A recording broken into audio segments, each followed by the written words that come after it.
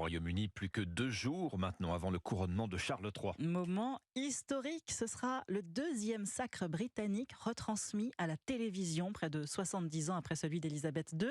Tout doit être parfait, surtout le défilé royal entre Westminster et Buckingham Palace, défilé pour lequel les sujets de Sa Majesté répètent depuis des semaines sous les regards émus des Britanniques. Le reportage de l'un des envoyés spéciaux d'Europe 1 à Londres, Lionel Gougelot. Devant le pas cadencé des gardes écossais, Leslie retient à peine ses larmes d'émotion. Lui, qui est revenu spécialement d'Australie pour assister au couronnement de Charles. Mon grand-père faisait partie des Scott Guards et on est revenu pour célébrer sa mémoire et le lien étroit que nous avons avec ce pays.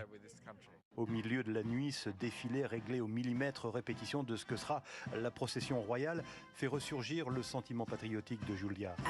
Absolument fantastique. Ma fille appartient à la Royal Air Force et elle a défilé aux funérailles de Sa Majesté Elisabeth.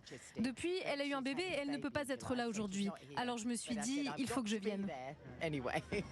De quoi, selon Paul, mettre un peu de baume au cœur d'un pays en crise. Le pays ne va pas bien et avec ces célébrations, on met un peu ça de côté. Ça fait du bien pour un temps de se réunir, de rassembler le pays. Cela nous rend un peu de fierté, alors on célèbre ce couronnement. Un couronnement qui, selon ses supporters de la monarchie, fera de l'Angleterre samedi le centre du monde. Londres, Lionel Gougelot, Europe.